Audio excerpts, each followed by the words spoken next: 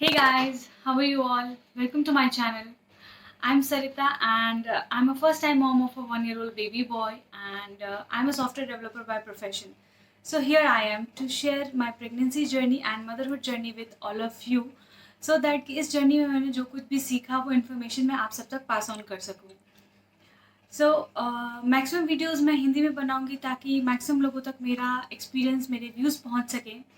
So here I am to start with. आज हम बात करेंगे लो लाइन प्लेसेंटा के बारे में. Low lying placenta may be it's new term for you और some of you are already knowing about it. For me ये एक न्यू टर्म था बिकॉज मैंने इससे पहले कभी सुना ही नहीं था. जब मुझे सोनोग्राफी में डिटेक्ट हुआ then I got to know कि ये कुछ होता है. मुझे ये प्रेगनेंसी में ये प्रॉब्लम डिटेक्ट हुई during the end of my first trimester. So today I am going to tell you कि ये क्यों होता है, कैसे होता है और अगर आपको हुआ तो what you can do to have a safe delivery. So let's start with. आज पहले मैं आपको बताऊंगी कि मैं जब मुझे फाइंड आउट हुआ कि I am pregnant. I was 4 week pregnant at that time and हमने अपनी फैमिली को तब शेयर नहीं किया था क्योंकि हमने सोचा कि Diwali is coming up so हम घर जाके होम टाउन जाके हम अपनी फैमिली के साथ ये न्यूज़ शेयर करेंगे. So after some time we went our home town and वहाँ हमने दिवाली के ओकेजन पे शेयर किया अपनी फैमिली के साथ ये information and they all were so happy.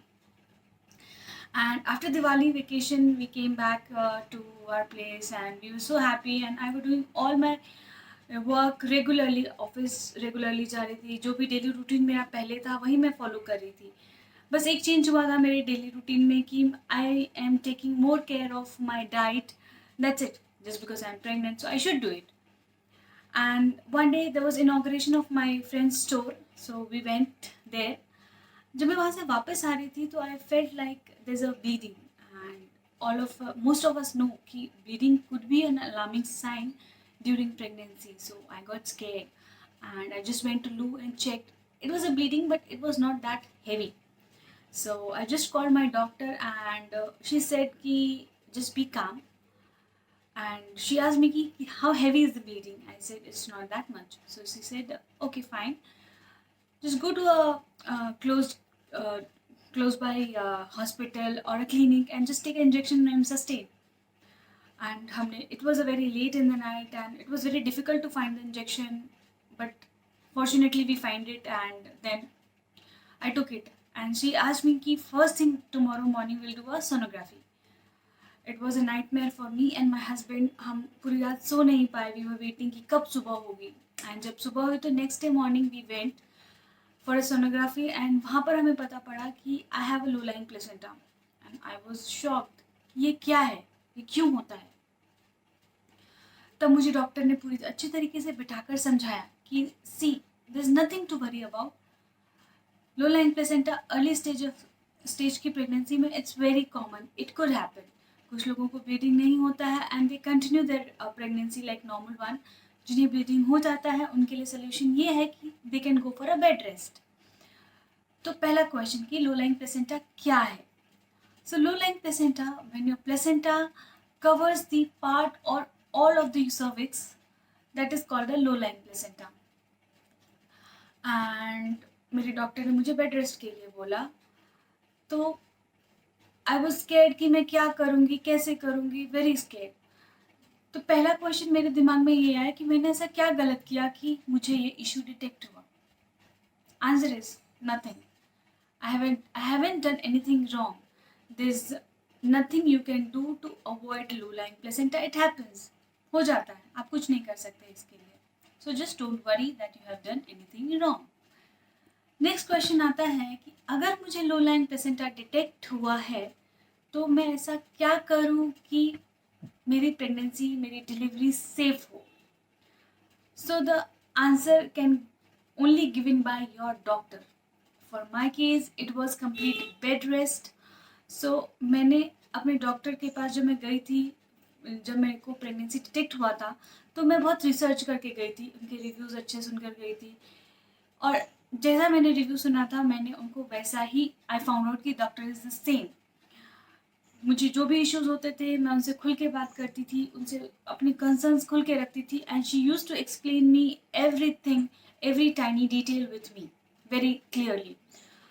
अगर आपको डाउट है कि अगर आपका डॉक्टर आपको एक्सप्लेन नहीं कर रहा है, तो you can go for a second opinion any time. There's no harm in that because your pregnancy is precious for you. So you have to take the decision for this. Okay, so this is the thing. Bed rest के लिए बोला, अब क्या करें, most of the us are working and mostly हम husband wife ही रहते हैं, तो बेड रेस्ट कैसे कर पाएंगे क्योंकि घर का काम, ऑफिस का काम, it's very difficult to manage. So what I did, I took a sabbatical for 2 months and I called my mom for some time and then my mother-in-law for the some time. That's how we managed. And during the during the start of the 5th month of my pregnancy, placenta was up and I was like a regular pregnant lady who can do anything she wants. So I was going out, I joined back my office and I've started doing all my work regularly. So there's no change again in my lifestyle or my daily routine. And मैंने उसके बाद अपने काफ़ी सारे friends से भी बात किया जिनको ये इशू डिटेक्ट हुआ था. एंड आई फिगर आउट कि ये तो बहुत ही कॉमन इशू है. कुछ लोगों को ब्लीडिंग होता है, कुछ लोगों को नहीं होता है. जिन लोगों को नहीं होता है bleeding, they continue their pregnancy like normal one. और जिनको ये इशू डिटेक्ट होता है with a complete bed rest और some partial bed rest, they complete their pregnancy like a normal one. So there's nothing to worry about. Just speak to your doctor, speak to your friends and family जिनसे आप बात कर सकते हैं, जिनके सामने आप अपने व्यूज़ रख सकते हैं और जिनसे आप सजेशंस ले सकते हैं. Just do that. It will be really beneficial for you guys. So just don't worry. अगला क्वेश्चन आता है हमारे दिमाग में कि अगर हमें लो लाइन प्लेसेंटा डिटेक्ट हुआ है तो बेड रेस्ट दिया है डॉक्टर ने, तो हम क्या करें बेड रेस्ट पे. बिकॉज जब हम बेड रेस्ट पे होते हैं, हम खाली होते हैं, हमें एक तो इतना काम करने की आदत होती है, तो नेगेटिव थॉट्स आते हैं दिमाग में कि हम क्या करें पूरे टाइम बैठ के. So guys, there are lot of things you can do. I believe me, you will never get this time back, so just try to utilize that time as much as possible. Because मैंने यही गलती की. First month of my bed rest I wasted because मैंने अपना पूरा time worry करने में ही waste कर दिया क्योंकि आई वॉज वेरी स्केर्ड, क्योंकि मेरे पास इंफॉर्मेशन नहीं थी, नॉलेज नहीं था.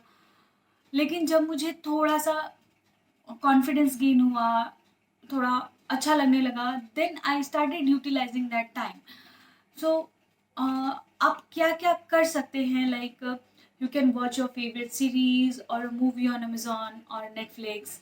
आप बुक पढ़ सकते हैं if you have the hobby of the reading book. And अगर आपके already you have kids, then you can read the story to them, you can ask them to read something for you.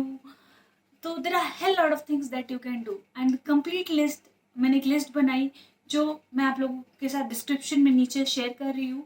You can check that out, that what all you can do while you are on bed rest. अगर आपके पास कुछ और भी ideas हैं about the things to do during the bed rest, just do let me know in my comment section so that कि मैं उसको अपनी लिस्ट में इंक्लूड कर सकूँ और आगे लोगों तक इसको पास ऑन कर सकूँ, सो दैट कि वो लोग भी इससे बेनिफिट ले सके. So till then, enjoy your pregnancy, stay positive, stay happy. And मैं अपने अगले वीडियो में आपको अपनी लेबर स्टोरी के बारे में बताने वाली हूँ. So just keep looking out for more videos. Thank you guys, bye bye, stay happy.